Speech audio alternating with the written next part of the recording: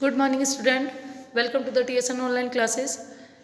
Student, today I will explain you chapter 11 more about water in your EVS subject. Fine. आज बच्चों हम chapter 11 को पढ़ते हैं और समझते हैं. इसमें दिया है मोर अबाउट वाटर, मीन्स आपको वाटर के बारे में सारी नॉलेज इसमें दी गई है. मैं इस चैप्टर के बच्चों समरी आपको ओनली समरी एक्सप्लेन करूंगी, क्योंकि प्रीवियस वीडियो में हम पूरे चैप्टर को अच्छे से पढ़ चुके हैं. फाइन, चलिए स्टार्ट करते हैं. Water is an important natural resources which is essential for all living beings. It is present in flowers, fruits, vegetable leaves, animal bodies, air and even in our breath. देखिए बच्चों, water means पानी. पानी इतना essential है हमारे लिए कि ये एक तो ये नेचुरल रिसोर्स है. इसके अलावा ये हमारे लिए बहुत ज़रूरी है ना, बहुत ही इंपॉर्टेंट है हमारे लिए. पानी के बिना हम लोग नहीं रह सकते. अब ये वाटर बच्चों कहाँ का प्रेजेंट होता है? फ्लावर में, फ्रूट्स में, वेजिटेबल में, लीव्स में, है ना, एनिमल्स बॉडीज़ में. इवन हम जो ब्रीथ लेते हैं एयर में भी वाटर्स की बारीक बारीक कण पाए जाते हैं. फाइन, नेक्स्ट पैराग्राफ है. About three fourth surface of earth is covered with water. It is present in lake, ponds, stream, wells, river, seas, ocean. देखिए बच्चों, हमारी अर्थ के चारों तरफ, मतलब हमारी अर्थ जो लगभग 3/4 वाटर से कवर्ड है ना. 3/4 भाग हमारी अर्थ को, पृथ्वी को पानी से घेरे हुए है ना. और वो वाटर किस किस में है, किस किस में प्रेजेंट है ये 3/4 वाटर? लेक्स में, पोन्स में, है ना, स्ट्रीम और इसके अलावा सी और ओशियन, मतलब समुद्र महासागर से लेके नदी, तालाब और झरनों वगैरह में इन सब में वाटर प्रेजेंट है. फाइन, नेक्स्ट दिया आपको about 97% water is total water is found in 2% of frozen in glacier and iceberg. देखिए बच्चों, मिनिमम 2% वाटर तो कहाँ है? ग्लेशियर और आइसबर्ग में है. मतलब आपने देखे होंगे बर्फ़ के पहाड़ वगैरह जो ग्लेशियर होते हैं बर्फ़ से ढके हुए पूरे, उनमें, और इसके अलावा आइसबर्ग जो होते हैं वहाँ पे 2% वाटर तो अवेलेबल होता है ना. अब इसके अलावा बच्चों ओनली जो इतना पानी होते हुए भी 97% वाटर जो सी, ओशन और लेक और स्ट्रीम वगैरह में है, उसमें से ओनली 0.5% वाटर जो है बच्चों वो हमारे लिए यूज़फुल है, या वो हमारे हाउस एक्टिविटीज़ में और पीने वगैरह में हमारे यूज़ में आता है. ओनली कितना? 0.5% वाटर ही ओनली फ्रेश वाटर है जिसे कि हम यूज़ में ले सकते हैं. जो बाकी बचा इतना सारा 97% वाटर वगैरह, ये बच्चों मोस्टली ये हमारे यूज़ में नहीं आता है. जैसे जो एग्जाम्पल बताते हैं, जैसे सीज और ओशन वगैरह, समुद्र और महासागर, है ना, तो उसका जो पानी होता है बच्चों वो हम यूज़ में नहीं ले पाते हैं. क्यों? क्योंकि वो बहुत सॉल्टी होता है, बहुत नमकीन होता है, या आप कह सकते हैं बहुत खारा होता है. उस पानी को हम यूज़ में नहीं ले सकते हैं, तो वो हमारे लिए यूजलेस हो गया. फाइन, चलिए नेक्स्ट टॉपिक है आपका सोर्सेस ऑफ वाटर. वाटर के सोर्सेस क्या क्या है, मतलब वाटर हमें कहाँ कहाँ से मिलता है? तो फर्स्ट पॉइंट है इसमें रेन. देखिए ये सबसे मेन फर्स्ट पॉइंट है बच्चों, रेन, कि मोस्टली हमको वाटर रेन से, मतलब बारिश से मिलता है ना. पानी हमको कहाँ से मिलता है बच्चों? रेन से, बारिश से. Rain is the main sources of water. Rain water is the purest form of natural water.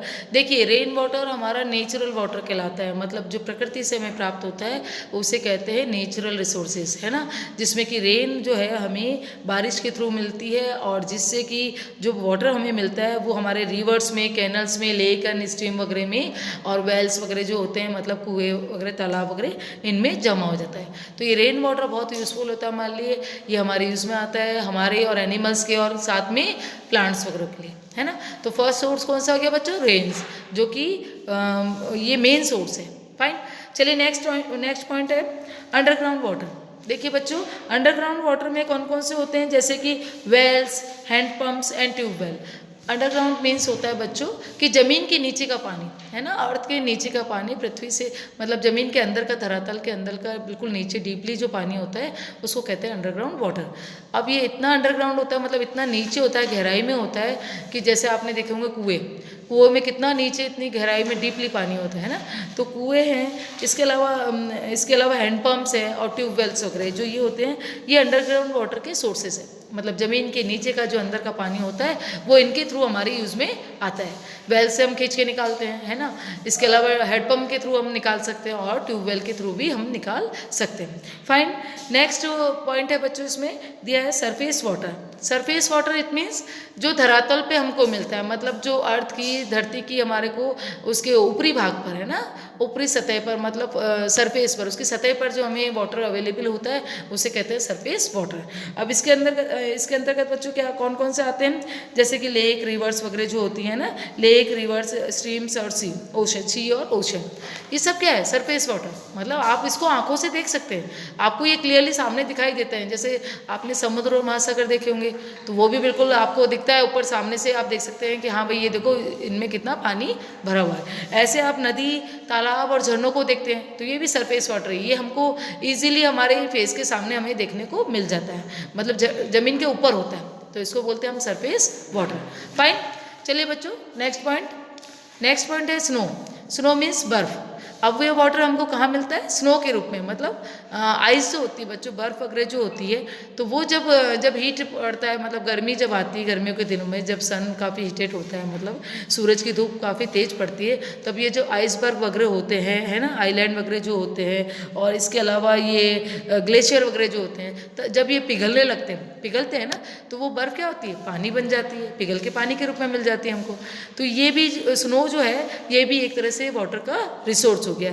इसमें दिया है कि during winter snow falls on high mountains, in summer this snow melts from the water and slope and gets collected in river and stream. देखिए जब सर्दियों में बहुत सा स्नो होता है, मतलब स्नोफॉल होता है या स्नो रेन्स होती हैं, जब सर्दियों में बर्फ़ की बारिश होती है तो ये स्नो बर्फ़ बहुत सी जमती जाती है, बड़े बड़े ऊंचे ऊंचे जो पहाड़ होते हैं उन पे। लेकिन जब गर्मियों के दिनों में जब बहुत तेज़ धूप पड़ती है तब वो पानी स्लोप होके, है ना, स्लोप होके नदियों के रूप में, नदियों में और स्ट्रीम वगैरह में, लेक वगैरह में जमा हो जाता है, वो पानी पिघल के बहता है। फाइन, नेक्स्ट आपको इसमें दिया है, इसके आगे दिया है बच्चों कि the flow of water in these rivers increase in summers. This is because in summers as the temperature increase more and more snow melts and thus more water flows into the rivers. ये जो कि अभी मैंने explain किया है ना। Next दिया है कि India is a land of rivers. The major rivers of north India and are Ganga, Yamuna, Sutlej, Beas, Chenab. The main rivers of south India and Krishna, Kaveri, Mahanadi and Godavari. देखिए बच्चों, आपको इंडिया के बारे में पता होगा थोड़ा बहुत, आप जानते होंगे कि इंडिया जो हमारी कंट्री है ये नदियों का देश कहलाता है। लैंड ऑफ रिवर्स मीन्स नदियों का देश कहलाता है। यहाँ पे बहुत सी रिवर्स पाई जाती है ना, जिसमें कि नॉर्थ इंडिया में, मतलब अपने उत्तरी भारत के उत्तरी भारत की जगह कौन कौन सी रिवर्स है, गंगा, यमुना, सतलज, बीस एंड चेनाब। ये मेन रिवर्स है बच्चों जो कि हमारे नॉर्थ इंडिया में हमारे को मिलती हैं, नॉर्थ इंडिया में पाई जाती हैं, है ना। इसके अलावा और भी हैं, छोटी और भी रिवर्स हैं बच्चों। लेकिन अब जब साउथ इंडिया की तरफ कौन कौन सी रिवर्स है, कृष्णा, कावेरी, महानदी और गोदावरी, ये मेन बड़ी बड़ी मुख्य नदियां हैं बच्चों जो कि साउथ इंडिया में हमारे पाई जाती हैं। फाइन, तो रिवर्स के रूप में हमारे देख लीजिए ये इतनी बड़ी और इतनी लंबी लॉन्ग डिस्टेंस वाली नदियाँ होती हैं बच्चों, और इतनी चौड़ी होती है कि इनमें वाटर हमें बहुत सा मिल जाता है ना। ये बड़ी बड़ी महानदियाँ कहलाती हैं इंडिया की। फाइन, चलिए नेक्स्ट पॉइंट दिया बच्चों, सीज एंड ओशन।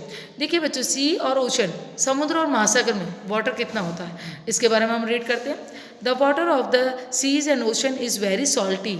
इनका वाटर जो होता है बहुत सॉल्टी होता है, नमकीन होता है, ठीक है। It can not be use for our daily needs. The rivers flow into a sea और ओशन। ये जो वाटर होता है बच्चों, इसको हम डेली नीड में, हमारी डेली एक्टिविटी में हम इसको नीड नहीं ले सकते, हम इसको काम में नहीं ले पाते हैं, ठीक है। और ये जो हमारी रिवर्स वगैरह होती है बच्चों, नदियाँ होती है, जब बारिश के समय नदियों में पानी बहुत ज़्यादा आ जाता है तो ये नदियाँ, ये रिवर्स बहती हुई कहाँ जाके मिलती है, सीज और ओशन, है ना, समुद्रों में, महासागरों में जाके नदियाँ उसमें जाके मिलती है। तो जो नदियों का भी पानी जब बहुत ज़्यादा मात्रा में हो जाता है, ओवरफ्लो हो जाता है, तो ये समुद्र और महासागरों में जाता है, तो उससे उनका लेवल, जो वाटर का लेवल जो होता है समुद्र और महासागरों का बच्चों, वाटर लेवल इंक्रीज हो जाता है, बढ़ जाता है। फाइन, नेक्स्ट ये है, India is surrounded by water on 3 side. India का जो मैप आपने देखा होगा बच्चों, तो वो इंडिया जो है हमारा, वो 3 साइड से वाटर से सराउंड है, मतलब घिरा हुआ है तीनों तरफ से, है ना। इंडिया के 3 साइड बच्चों वाटर है, पानी है। देखिए, it is surrounded by the Bay of Bengal on the east, and the Indian Ocean on the south and the Arabian Sea on the west side. देखिए बच्चों, ईस्ट साइड मतलब इंडिया के जो पूर्व की तरफ है बच्चों, वहाँ पे बे ऑफ बंगाल है ना, ये वाली हमें पानी मिलता है, मतलब बे ऑफ बंगाल जिसे कि बंगाल की खाड़ी कहते हैं हम, वहाँ पे पानी की मात्रा पाई जाती है। ठीक है, उसके साउथ साइड में बच्चों इंडियन ओशन है, मतलब हिंद महासागर है। दक्षिणी तरफ इंडिया का जो मैप है, इंडिया को देखिए आप मैप में, तो उसके साउथ साइड में मतलब उसके दक्षिण की तरफ हिंद महासागर है ना, इंडियन ओशन पाया जाता है। तो ये भी पूरा पानी का एक बहुत बड़ा सोर्सेस है। नेक्स्ट देखिए बच्चों, इसका वेस्ट साइड, इंडिया का जो वेस्ट साइड है बच्चों, पश्चिमी भाग है, वहाँ पे आपको अरेबियन सी नज़र आता है। आप इंडिया का जब मैप देखेंगे तो आप देखेंगे वेस्ट साइड पे अरेबियन सी है, जो कि बहुत बड़ा है, जो पानी का बहुत बड़ा रिसोर्स है। फाइन। और साउथ साइड पे आपको बताया है इंडियन ओशन, और इस साइड पे क्या आ गया, बे ऑफ बंगाल। तो इंडिया के मैप में आप देखेंगे 3 साइड पे, east west and south, 3 side पे हमारे वाटर के बड़े बड़े रिसोर्सेज पाए जाते हैं। फाइन। चलिए नेक्स्ट आपका टॉपिक है बच्चों, use of water. Next topic क्या दिया आपको, यूजेस ऑफ वाटर। वाटर के यूजेस कौन कौन से होते हैं, है ना, वाटर किस किस में यूज़ आता है। वैसे तो आप जानते हैं, नॉर्मली तो आप देखते हैं कि वाटर, पानी जो हमारे किस किस काम में आता है। इसके अलावा और कहाँ कहाँ पे वाटर यूज़ आता है, इसके बारे में मैं आपको समझाती हूँ। इसमें दिया है, फर्स्ट पॉइंट है, all human animal and plants need water for their survival.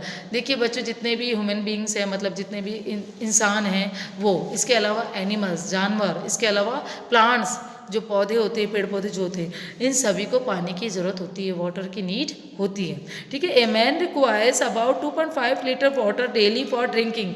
एक व्यक्ति को बच्चों पूरे दिन में, मतलब एक दिन में, पूरे एक दिन के लिए 2.5 लीटर पानी की ज़रूरत होती है। मतलब एक व्यक्ति पूरे दिन में कितना पानी यूज़ में लेता है, कितना पानी पीता है, 2.5 लीटर।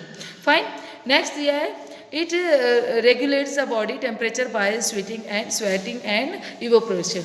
मतलब इतना पानी वो पीता है तो उसके जो पसीने के रूप में पानी बाहर आता है, इसके अलावा वो पसीने के रूप में पानी फिर जब वो इवोपोरेशन के थ्रू उड़ जाता है, गायब हो जाता है, तो कुछ पानी तो इसमें इस मात्रा में यूज़ में आ जाता है। फाइन। नेक्स्ट पॉइंट दिया है बच्चों, beside drinking water is needed for other domestic activities like cleaning, washing, bathing and cooking. देखिए बच्चों, इसके अलावा हमारे लिए पानी कहाँ यूज़ में आता है, आपने देखा होगा होम एक्टिविटीज़ जितनी भी होती है, जैसे क्लीनिंग, बाथिंग, वॉशिंग वगैरह में, है ना, हमारे नहाने में, हमारे कपड़े धोने में, खाना बनाने में, कुकिंग में, खाना बनाने में, और जो हमारी एक्टिविटी होती है हाउस होल्ड जो भी, तो उसमें भी पानी का यूज़ आता है। फाइन। नेक्स्ट पॉइंट दिया बच्चा, water is good medium of transporting goods and. ये देखिए, ट्रांसपोर्टिंग में भी बच्चों वाटर की नीड होती है, वहाँ भी पानी का यूज आता है। नेक्स्ट दिया है बच्चों, जनरेटिंग इलेक्ट्रिसिटी। देखिए बच्चों, बिजली उत्पादन जानते हैं, लाइट जानते हैं ना, बिजली जो कहते हैं हम इलेक्ट्रिसिटी जिसे कहते हैं, तो बिजली उत्पादन में भी पानी बहुत यूज में आता है ना। जो हमारी इलेक्ट्रिक बनती है, जो लाइट बनती है, उसका प्रोडक्शन कैसे होता है बच्चों, वाटर के थ्रू, है ना। आप बड़े बड़े प्लांट्स वगैरह जब देखेंगे, कभी आप बड़े होंगे जब आप समझेंगे इसको, जैसे नेक्स्ट क्लासेस में, अपर क्लासेस में आप समझेंगे, इसके पूरा अच्छे से एक्सप्लेन होगा कि भाई इलेक्ट्रिसिटी प्रोडक्शन किस तरह से होता है, तो उसमें भी वाटर का यूज़ आता है। नेक्स्ट पॉइंट दिया है कि it is in agriculture water is use for irrigation and germination of seed.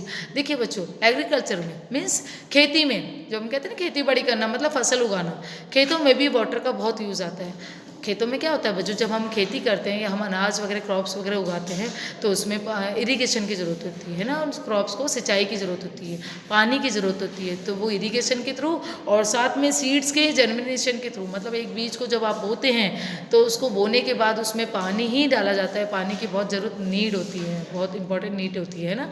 अगर उसमें पानी नहीं डालेंगे तो वो सीड डेवलप नहीं होता है, प्रोडक्ट नहीं होता है ना। तो सीड को, बीजों को बोने के लिए साथ में इरिगेशन में भी हमें वाटर की ज़रूरत होती है। राइट। लास्ट पॉइंट है बच्चों, water is use for moving flour mills. जो फ्लोर मिल्स होती है बच्चों, जैसे कि ग्रेन्स वगैरह होते हैं, है ना, दाने अनाज वगैरह होते हैं, तो उनको पीसने में भी, उनको ग्राइंड करने में भी वाटर, जब उनको ग्राइंड करते हैं तो बड़ी बड़ी मिल्स होती है ना, जिसको कि हम फ्लोर मिल्स कहते हैं, तो उसमें भी वाटर की नीड होती है। मतलब जो बड़ी बड़ी मशीनें जो होती हैं वो भी वाटर के थ्रू चलती है, क्योंकि उससे इलेक्ट्रिक प्रोडक्ट्स होता है, वो फिर उसके थ्रू चलती है, और इससे कि ग्रेन्स वगैरह हमारे फ्लोर में कन्वर्टेड हो जाते हैं। फाइन। तो इस टॉपिक को बच्चों हम यहाँ तक फिनिश करते हैं। इसके बाद का नेक्स्ट जो पॉइंट है, इसके बाद का जो आधा जो चैप्टर बचा है, वो हम नेक्स्ट वीडियो में उसे एक्सप्लेन करेंगे, समझेंगे। Okay, thank you.